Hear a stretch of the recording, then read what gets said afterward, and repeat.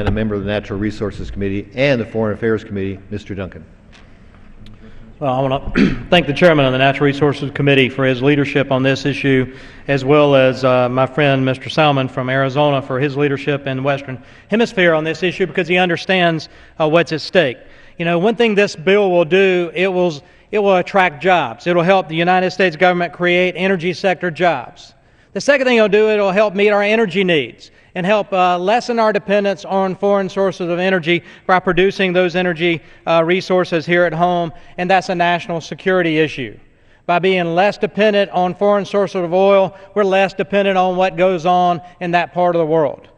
There can be no national security without energy security, and this is a step in the right direction. We're willing to say that the Obama administration got something right. In forming this agreement, signing it February of 2012, Secretary Clinton signed this agreement with the foreign minister from Mexico, Espinosa, to open up this area known as the Western Gap in the Gulf of Mexico so that both countries, Mexico and the United States, can explore and start producing oil and natural gas from this area. What it does is it creates a broader legal certainty along that U.S.-Mexico boundary area to foster more American energy development, job creation. The Bureau of Ocean Energy Management estimates that this area contains as much as 172 million barrels of oil and 34 billion cubic feet of natural gas. Shared resources, but they're shared under a common border.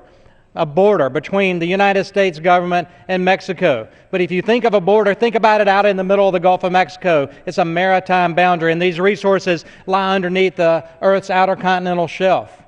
Underneath that border, who do they belong to? This agreement addresses that they are shared resources. They belong to both countries, and we ought to utilize this agreement to start harvesting those resources. But the gentleman talks about changes to Dodd-Frank and other things, but why is that necessary? Who will benefit? Well, I'll tell you who won't benefit if we don't put this language in there. The people that won't benefit are the American consumers. They're paying almost $4 a gallon for gasoline. They won't benefit because we won't be producing American resources to meet their energy needs. So why is this necessary? You know, without the change of this agreement, the language in the agreement can create an impossible situation for American companies operating on transboundary hydrocarbon resources. For example, Mexican confidentiality requirements may forbid the disclosure of the very information that the Dodd-Frank rule requires of American companies. This would lead to a situation where companies regulated by the SEC have at very least uncertainty about compliance with both Mexican and American disclosure laws. This uncertainty and potential disclosure conflict would place foreign state-owned oil companies who are not regulated under Dodd-Frank and by the SEC at a competitive advantage to the companies which operate under the United States agreement and are regulated.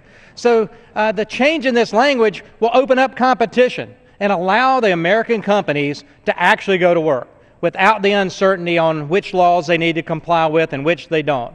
This is the right thing. The change in this language will ensure that American energy development will go forward in the transboundary area, that those resources in that area will be harvested to provide the necessary energy for America that drives our economy. This is the right thing for America. We're willing to enact this agreement because we want to harvest those resources, and we want America to move toward American energy independence. But ultimately, we want to put Americans to work. We want to create jobs, good-paying, long-term energy sector jobs, and we do that by moving toward American energy independence. We do that by enacting this agreement and then opening up 1.5 million acres in the Gulf of Mexico for energy exploration and development. It's the right thing for America.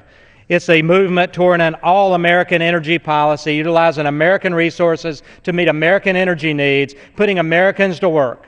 I can only see a win-win for both Democrats and Republicans and for all Americans by moving this agreement forward. We asked from February 2012 until now for the United States Department of the Interior to send us the enacting legislation, to send us the enacting ability so that we could vote on something in the last Congress, and they failed to do that.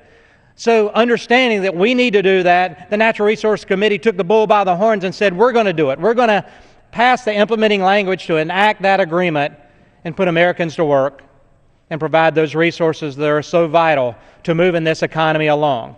And with that, Mr. Chairman, I'll yield back. Gentlemen.